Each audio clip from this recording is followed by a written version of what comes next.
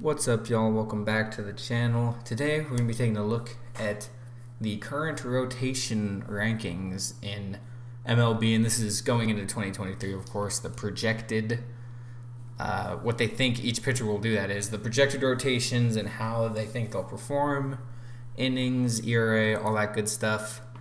And it's sorted firstly by WAR, and then I think everything else. But you might notice, I haven't had to move the page at all, and there's already a familiar name. Number 2 rotation in all of baseball is projected to be the Texas Rangers at a modest 3.7 ERA, a 3.6 FIP, which is field independent pitching. Basically, like if you had a perfect infield, perfect outfield, what would your ERA be? And of course, everyone's favorite, wins above replacement, 15.6. Just for fun, Yankees rotation is pretty good, I would say.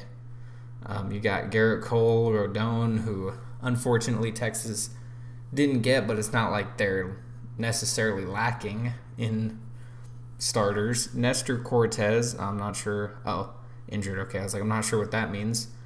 Frankie Montes, who is someone I did want Texas to try to get last year, rounded out kind of by Luis Severino, and then maybe Domingo Germán on some off days. But you're not here to hear about the Yankees, and I don't want to talk about the Yankees. They're just number one, so I had to address it briefly. They'd be sitting at about a 3.55 ERA, so and a 16.7 WAR. But the one everybody wants to see, of course, is the Texas Rangers, and this is most updated because it has Nathan Eovaldi on it. There's a couple things that jump out at me when seeing this. The Rangers one is not sorted by WAR. The Mets one is, but this has DeGrom in the 3rd spot. Let's just sort it by. He's not going to be the 3rd starter. Let's just get that out of the way. You don't pay someone almost $40 million a year to be your 3rd starter. That just doesn't happen unless you're the Mets, and that's not shade at the Mets, but this is $43 million, this is $43 million for Verlander. So literally their 3rd guy could be worth upwards of $40 million. But anyway, so DeGrom, they have him projected to get 172 innings, 12.3 strikeouts per 9 innings, insane. Just under 2 walks per 9, just under a home run every 9. 0.288 BABIP, which is batting average on balls put in play. I've talked about it a little bit before, but basically every time you put the ball in play, which is now more realistic without the shift, what would your batting average be? So it tends to be a lot higher, I think, than normal batting average. And if you want examples, look at Garrett Cole, look at Max Scherzer, Justin Verlander, who just had a sub-2 ERA last year, projected to have a .28 BABIP. So anyway, and 2.65 ERA with a 5.5 wins above replacement. My goodness. If that's the season they get out of Jacob DeGrom, whoo, that's going to be a fun year. John Gray, 174 innings. I just realized I think this is sorted by innings pitched, but I want to go by wins above replacement. John Gray and Andrew Heaney projected to be the same amount of wins added to the team, both sitting at about, 3.9 for John Gray and just about a 3.5 for Heaney. Sounds reasonable. Nathan Eovaldi, 155 innings, 3.92 ERA, just over a 2 wins above replacement. And ironically, their best pitcher last year, he'd go the most innings, but he'd have above a 4 ERA. I guess they're expecting a little bit of a regression from Perez. And I don't doubt that hitters will kind of figure out what he did in 2022, but that much of a drop would be a little bit shocking.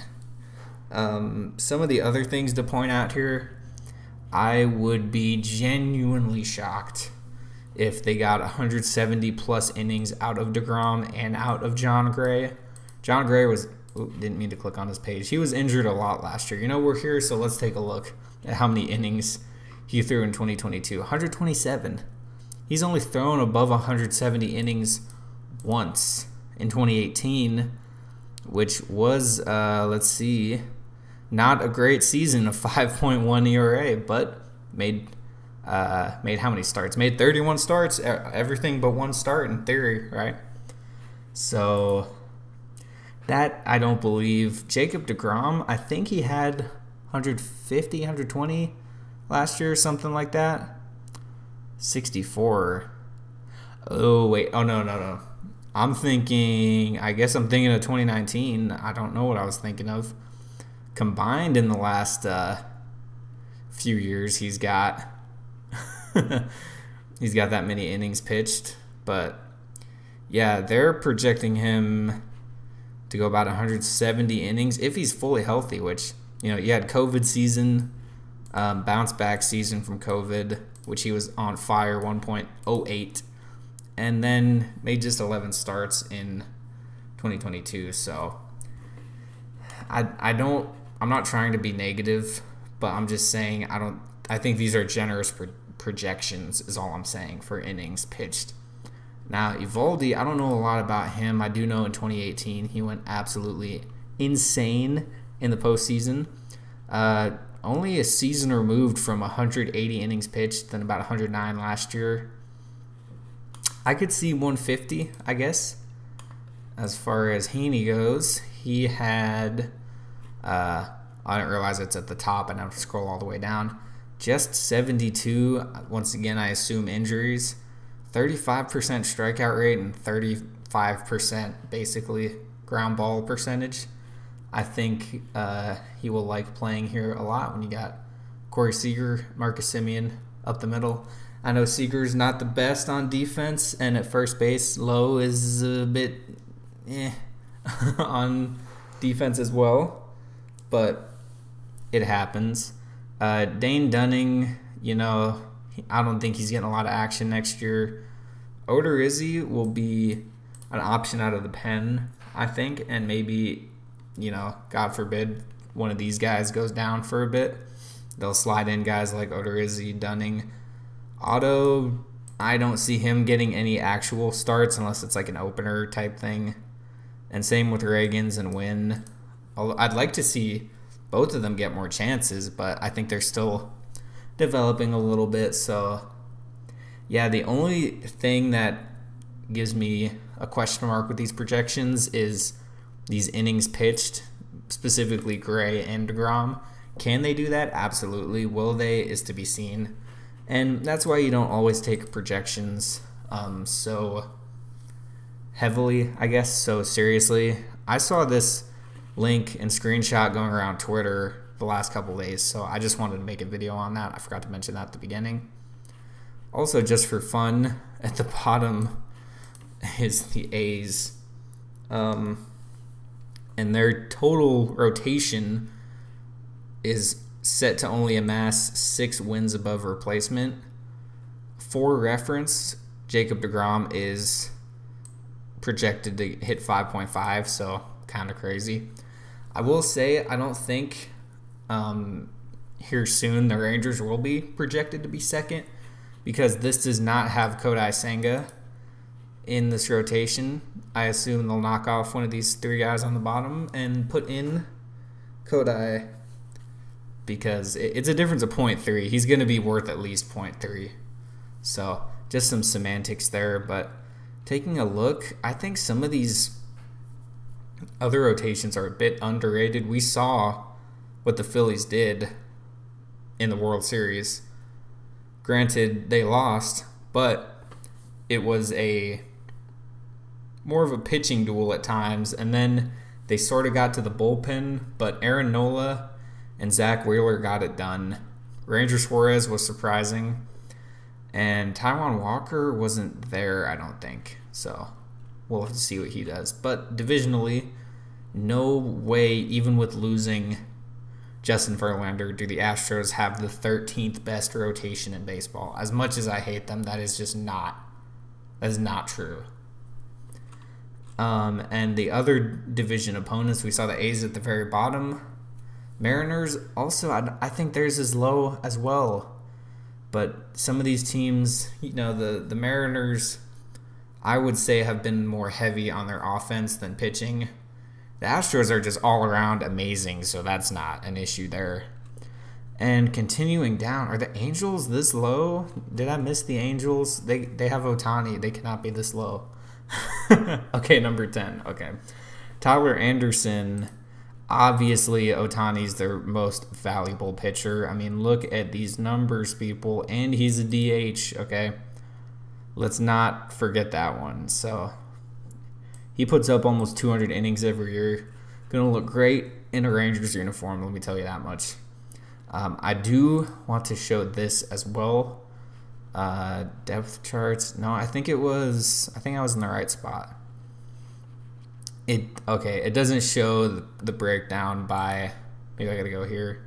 Nope, that's by team. Okay, it doesn't show it on this screen, but as of now, Jacob deGrom has the highest projected WAR of any pitcher in MLB.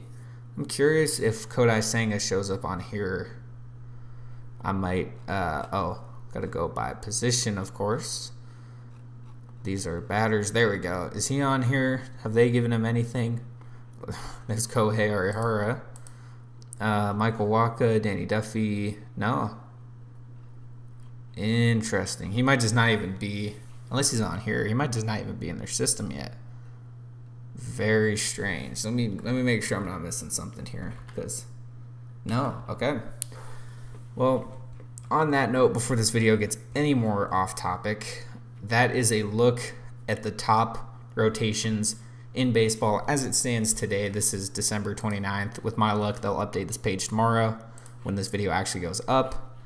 But let me know what y'all think. Do you agree with this? Do you think Texas has what it takes to be the second best rotation in baseball? I will say, if all of these guys stay healthy and make 25 starts apiece on average, I think they can do some damage. Now, I'll get into my season predictions when we get into the new year, because it's a little too early. They could still add an outfielder. They could still make some moves. So it's a little early to do season predictions, but I want to get it out early and say don't be disappointed if they don't make the playoffs, because of a lot of reasons. It just, they have to win 20 more games in 2023 than they did the previous year to make the playoffs, even in a wild card spot. Phillies won like 87 games and they got the wild card spot, so you still almost have to have 90 wins. I'll get into that in a different video, but exciting stuff though. We can't say they didn't try on the rotation here. Obviously getting Kodai Senga or maybe even getting Rodon to have a real solid 1-2 punch with deGrom would have been awesome, but easier said than done. And at the end of the day, these are just numbers on a screen. They don't mean anything for their actual performance.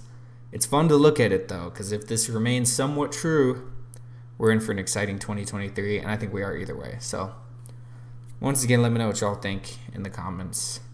And this might be my last video of the year, because it's going to be December 30th when this goes up. So if not, if it is my last video, then hope everyone has a fantastic new year. Lots to look forward to in the world of the Rangers. We got FanFest in a month. We got lots of stuff coming up. So appreciate y'all watching, and I'll talk to y'all later.